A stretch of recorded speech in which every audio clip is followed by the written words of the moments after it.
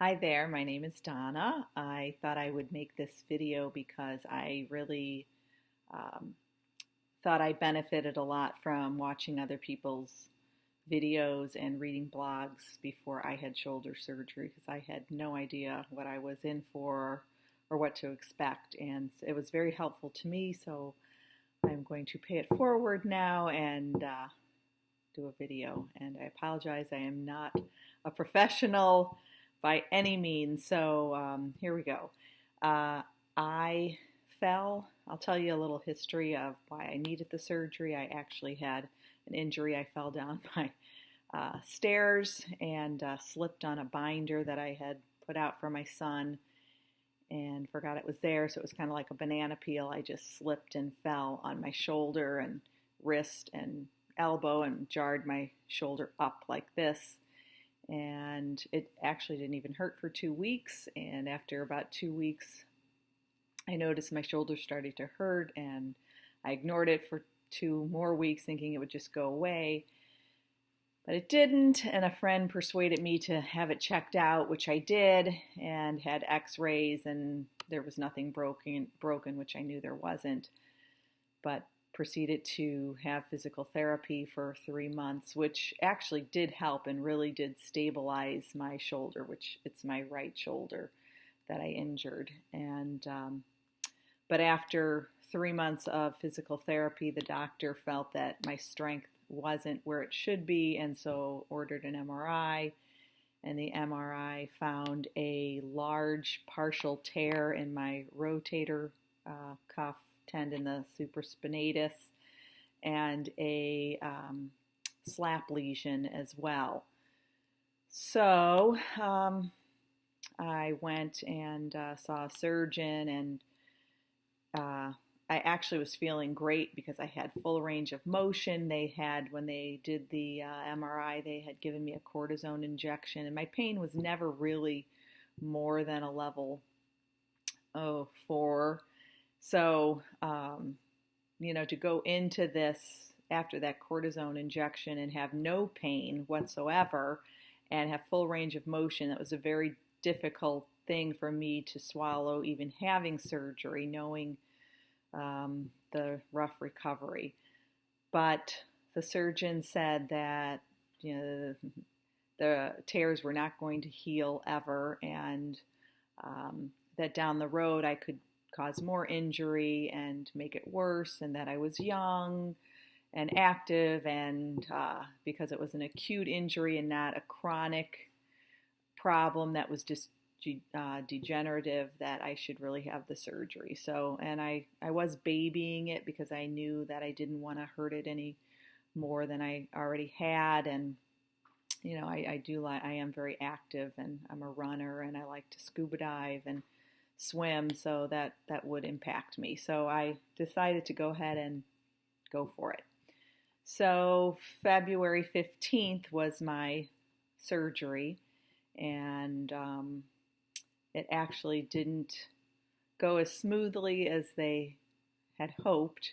They said it would be a 1.5 to 3 hour surgery, and it actually took 4 hours because when they got in there, they said I was a little bit more of a mess than they thought. I had a bicep tendon tear as well, so they fixed that. They fixed the supraspinatus repair, and they cleaned up the labrum.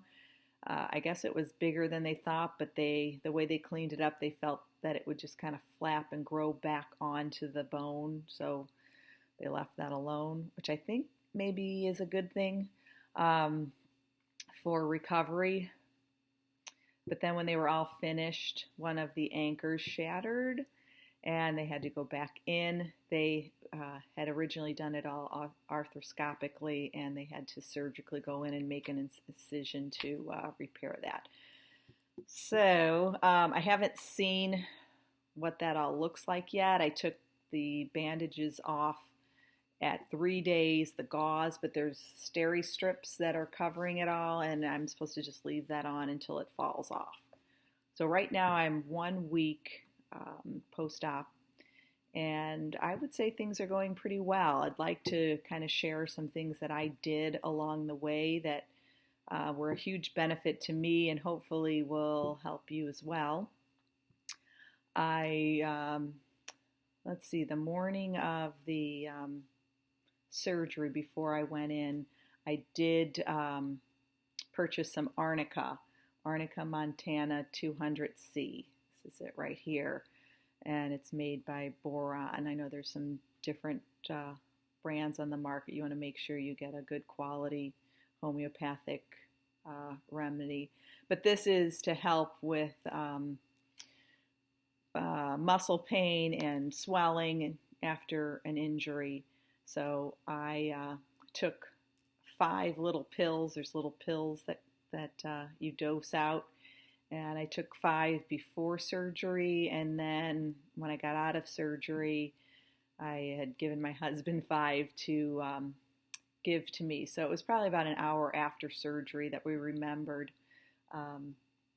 Actually, no, it was probably a couple hours because we were on the way home driving when he gave it to me because I was kind of out of it.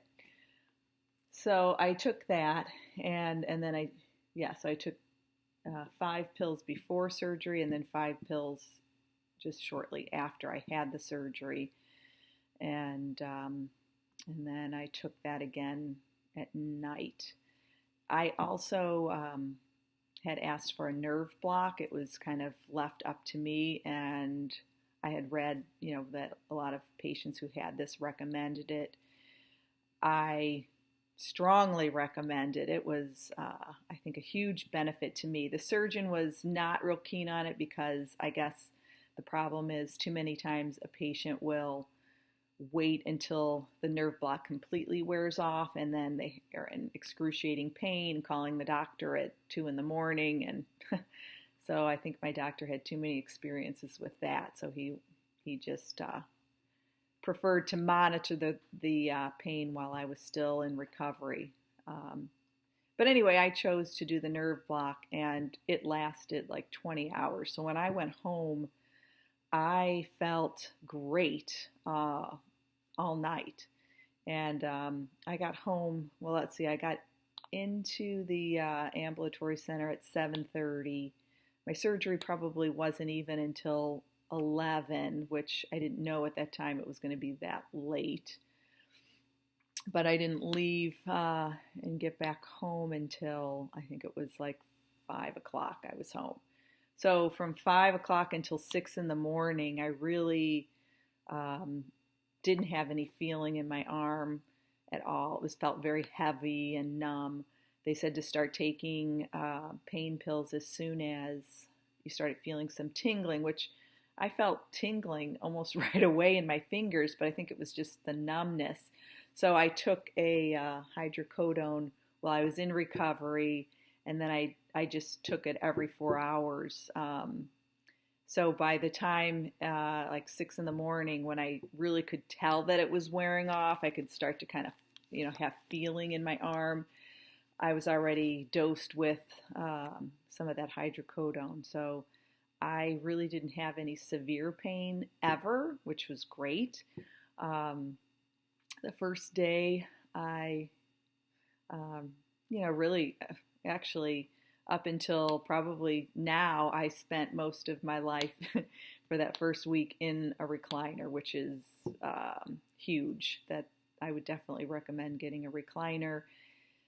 If you're right-handed and you're having surgery on your right hand, then make sure that the recliner has the bar that lifts out the seat on the left side, and vice versa. If you're having it on the left, make sure the bar, the little handle, is on the right side that you can use to open the recliner. I guess now there are some electronic ones, so it doesn't matter, which is great.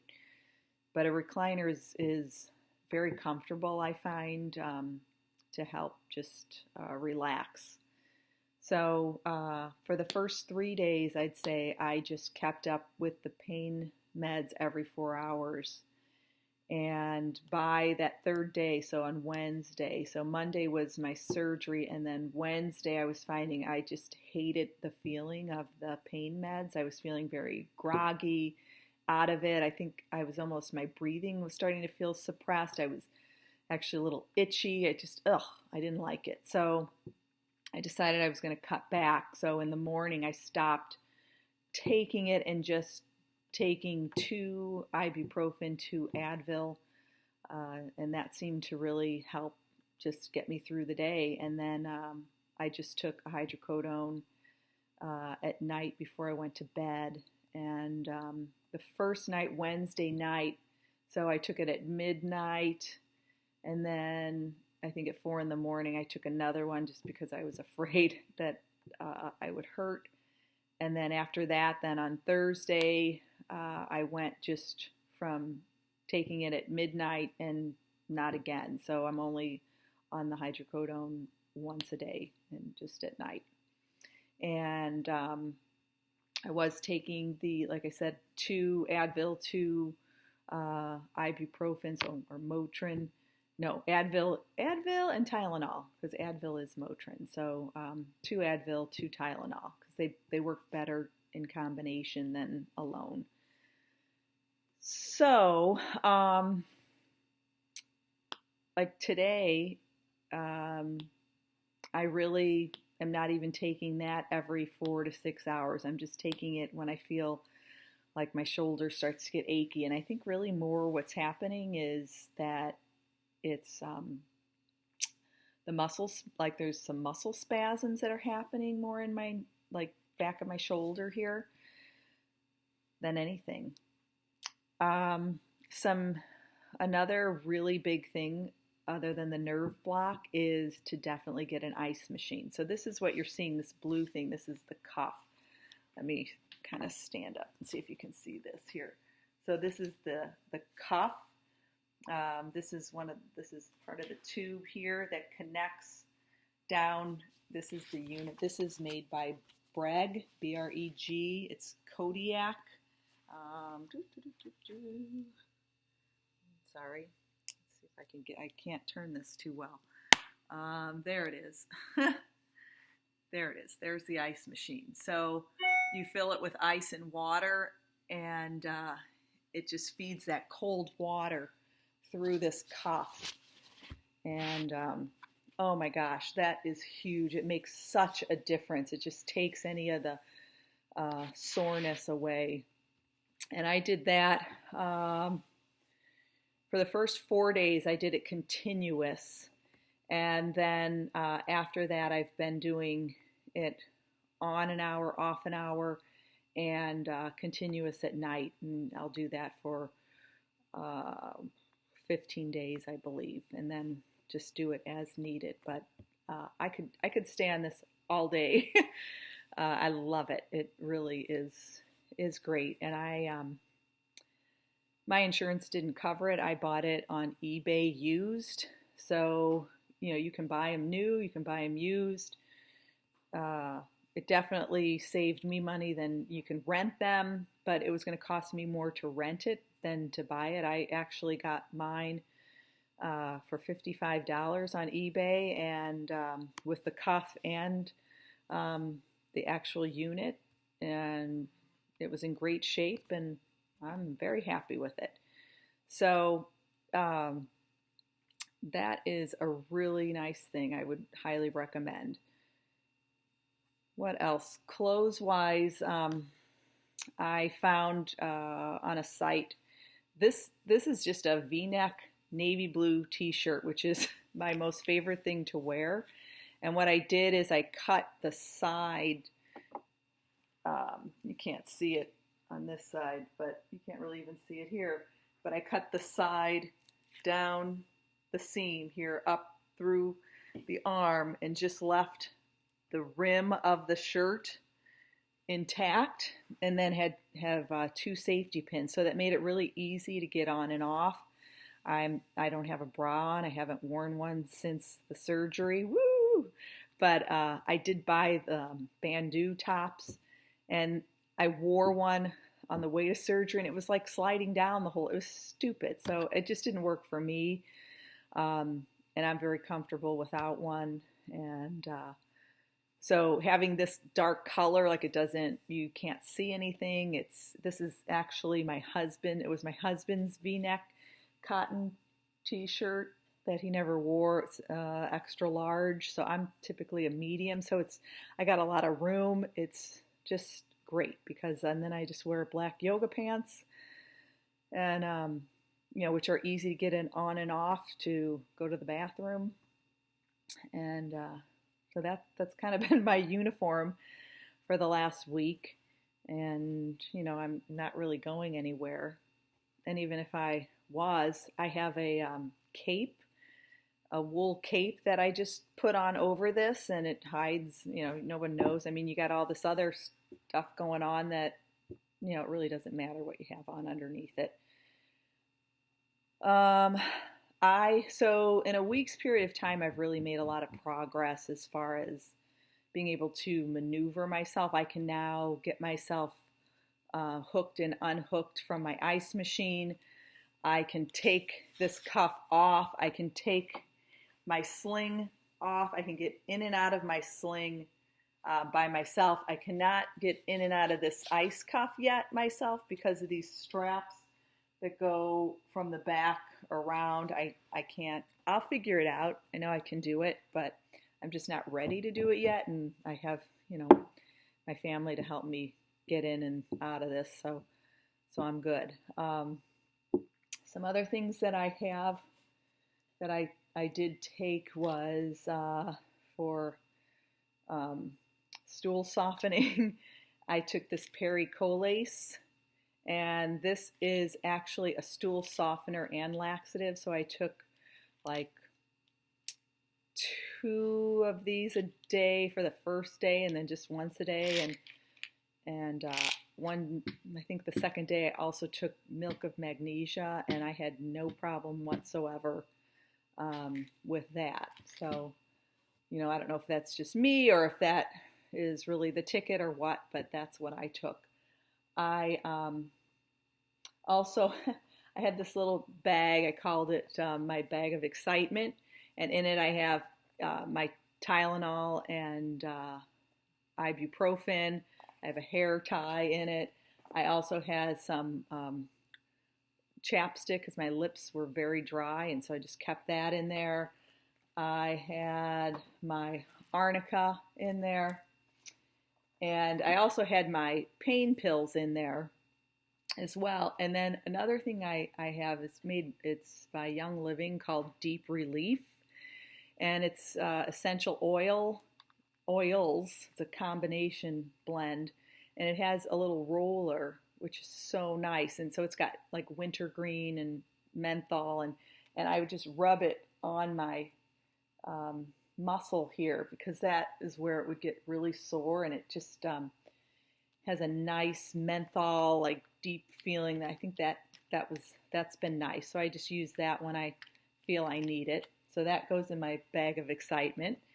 And I also have lavender essential oil that I would just kind of put on also, and then on my neck a little, just for relaxation. And you can put this on the bottom of your feet too. It helps you sleep. I also ended up finding this massage lotion, which, because actually my oil, what's this called? Deep Relief, I'm kind of out of it. So I found this Tay Fu. It's a massage lotion, and it's all essential oils and natural ingredients. And I actually got it at a health store, but I'm sure you can find it online. And this is really nice. It's kind of, like an icy hot or whatever, but it's all natural. So it's let's see, www.naturesunshine.com is where you can get that, out of Utah. So it's USA made. Yay! Okay. Another thing that I use that I recommend, for deodorant is aerosol spray. It's a lot easier. And someone gave me a trick, like if you're alone and you have the top, well, obviously you wouldn't keep the top on, but if you need to get the top off, you just bang it at the edge of a table and it'll pop it right off if you can't get it off this way, which I can't right now. But my doctor requested that I 2 times a day get out of the sling and actually, stand with my arms straight and then do like the dangles where your arm dangles and you do little rotations and that. But when I shower, I will get out of the sling and just leave my arms straight. But, when you put on deodorant, you just lean forward and spray, and you can actually spray and get under the right arm as well. So this, an aerosol spray works good. Then with my bag of excitement, I would keep that next to me in my lounge chair recliner here. Well, let me just show you my recliner. So here's my recliner, and I had some pillows, and my husband set up a table next to it, which was great. I'm sorry that I can't really maneuver this camera very well. But as you can see, I had this little, let's see. Okay, wait a minute here. Like this. Okay, so on it, I have my phone. It's getting dark. I have my phone, glasses, headphones, the remote, water, and this little ramekin I would put my pain pills in. I have to take an aspirin a day also just to prevent like clotting issues. But I would put pain pills in there, and that way, in the middle of the night, I could just reach into that instead of trying to unzip things or open bottles. And that was nice.